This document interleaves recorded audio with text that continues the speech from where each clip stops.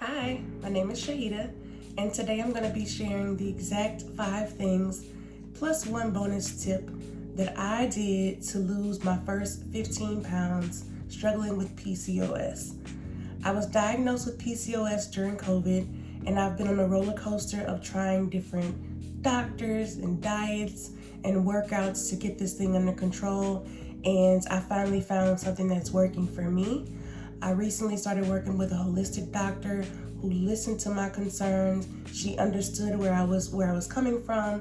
She also sat down with me and walked me through my blood work, through urine samples, everything to figure out what was going on in my uterus, but also what was going on in my body.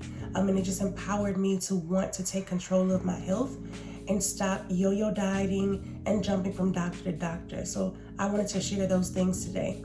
These aren't your typical weight loss tips. This is no Ozempic, this is no Mounjaro, any of those things. If you're struggling with PCOS, weight gain, this video is especially for you. So let's dive in. So for those of you who may not know, PCOS makes it very difficult to lose weight.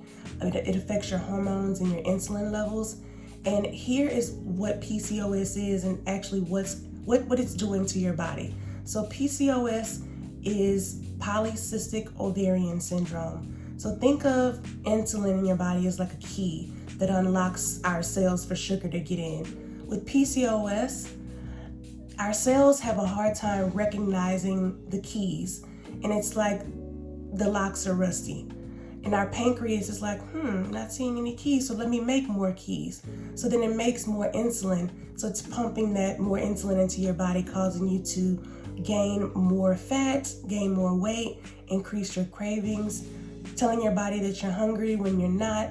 And it just creates this frustrating cycle and makes weight loss really, really difficult. But before I dig in, I want to start by saying that I am not a doctor, a medical provider, or healthcare professional. This information is purely based on my personal experience and should not be taken as medical advice. PCOS affects everyone differently, and what works for me may not work for you, and that's okay. So please always consult a healthcare provider before starting any new medication, starting any new diet, beginning a new exercise routine. Just please check with your provider and check with your current medications as well. You never know what medications don't mix or do. So you want to check with your providers for that. This is, especially important if you have underlying health issues or conditions and you're taking medications. Your doctor knows your specific medical history and can provide personalized advice for your situation. So let's dive in. The first thing that made a huge difference was adding ashwagandha to my daily routine. It's so powerful. It helps you to manage your stress hormones throughout the day. It supports thyroid function. It also helps regulate blood sugar, and it also reduces inflammation. I take ashwagandha in the morning and at night. I did start out taking it at night to get better sleep, to help me wind down and relax, and help my thoughts to stop racing at night. But then I incorporated it into my morning routine as well, because it does help with focus and concentration and just helping you have an easygoing morning. So always check with your medical provider, but ashwagandha was one of the things that really, really works for me, and I saw a huge difference. Number 2, I used something called the 30-30 protein rule. I found this on a YouTube video, and I'll try to link it below. It was called the 30-30-30 rule, but I shortened it. So the 30-30-30 rule was 30 grams of protein within 30 minutes of waking and 30 minutes of easy walking or some kind of easy workout. I found that I couldn't always get that 30 minutes of exercise in the morning before I started my workday, so I did what was manageable in the moment. Progress over perfection. I did 30 grams of protein within 30 minutes of waking, and that made a huge difference even without me doing the 30-minute workout in the morning. This helped to stabilize my blood sugar, helped me to reduce my cravings in the morning, boosted my metabolism, and just set my day up for success. So 30 grams of protein in the morning can look like 4 to 5 ounces of chicken breast, maybe a half of an avocado, and a half of a sweet potato. That's a full meal. Or you can do like a smoothie, which is my favorite. My favorite combination is a cup of frozen blueberries, maybe a half a banana, that's optional, a handful of spinach or some type of green, a scoop of protein powder, maybe 25 to 30 grams of protein, some cinnamon, and a tablespoon of almond butter or peanut butter. That's my favorite combination. And it's always quick and easy, and you can make it really fast, and it's super good. I usually prep my protein at night to make it easier, so when I get up in the morning, it's already ready to go. So that was one of the things that I did to help me lose my 15 pounds. Number 3, morning movement. Notice I said morning movement, not workout. Morning movement could be 20 to 30 minutes of just gentle movement. It could be yoga. It could be just getting outside and getting some sun. It could be a light stretch routine. Just simply moving to get your body flowing in the morning, to let your body know like, hey, it's time to wake up. It's also really important to get outside and let your body get some vitamin D. This is important for your circadian rhythm. Your body has a certain rhythm of knowing when it's night and day. And if you have trouble sleeping or you have trouble staying asleep, getting outside in the morning and getting some sun or just some morning air could really regulate your body and let your body know that, hey, it's time to wake up. It's time to start my day, so that when the sun goes down, your body knows it's time for me to start winding down to get ready to rest. So if you can get outside in the morning time while you're having that smoothie, while you're having your breakfast, that's amazing. That really helped me. I didn't realize how much of a difference that would make, because sometimes I'll make my breakfast and I'll just come into my office and I won't ever see the light of day, which was not good for me. It just didn't feel good for my body either. So that's something that you can incorporate into your daily routine. Number 4 was whole foods. This does not mean perfect eating. This just means choosing real, unprocessed foods most of the time. And here's how I approached it. I would walk around the perimeter of the store. I would not go down the aisles in the middle, because those are where the most processed things are.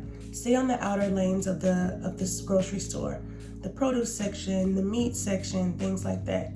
Even some frozen foods like your frozen vegetables, frozen fruit, all of those are good options. Focusing on foods that don't have labels is another thing. Making simple swaps, like for lunch, for example.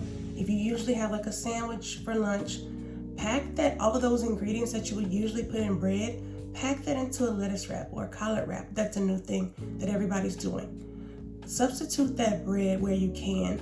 Get those carbs as low as you can possibly get them. You don't want to starve yourself of carbs, because your body needs those too. So maybe if you're having rice at night, don't have bread for lunch. Or if you have, bread in the morning, don't have it for lunch and dinner. Just be cautious of how you're eating your carbs and try to switch it up when you can. Remember, progress over perfection. I still enjoy my treats, but whole foods are most important now. So that's something that also helped me. And the last thing, number 5, I take probiotics twice a day. This has been a game changer, morning and night. This helped with gut health. It helped with reducing inflammation, reducing bloating, and just overall digestion. Good tips for a really good probiotic would be to choose a really good quality brand. Best times to take them, you want to take them as they are directed on the bottle, or speak to your healthcare provider to understand when is the best time to take them based on the one that you choose. I chose one that is stored in the refrigerator. Some probiotics don't need to be stored in the refrigerator, but it's always good to know that you have a good quality probiotic and how to store it and how to take it. So that's something that also helped me. And the last thing I promised, the bonus tip that I used to help me lose my first 15 pounds, the last thing is I said goodbye to alcohol. For only a few months though. I found that just stopping the consumption of alcohol for a while gave my body a break, and my body was able to help improve that insulin sensitivity. It also reduced inflammation in my body. I got better sleep. I had amazing sleep quality, and there's no empty calories. When I spoke to my doctor, my holistic doctor, about the fact that I was going to go on a sobriety journey and stop drinking my wine and my alcohol, she said that it was easier for my pancreas to realize those insulin keys so that it wouldn't make more. It didn't have to fight through the toxicity to try to find them, because alcohol is toxic to the body. So I'm saying not give it up forever, but to give yourself a break so that the body can break down and process those whole foods and those important things that it needs to get, so the body knows how it's going to process all of those nutrients and it doesn't have any foreign objects or any toxicity to get through. So that's the last thing that I did to help me lose my first 15 pounds. If you found any of this helpful, please feel free to give me a comment, a thumbs up, subscribe to my channel. I plan to be sharing more PCOS tips as I go along my journey. My journey's not over. It's just starting. I'm just finding out what's working for me in this phase. So if you have any other helpful tips for any other people or women with PCOS, please provide them below. I want to build a community so that we can help each other, and so that we could possibly find a cure for PCOS or learn how to manage our hormones in a way that gives us the best health and optimizes our life and our lifestyles. So I appreciate you all for listening today, and I hope that you found this helpful, and I hope to see you soon. Thanks.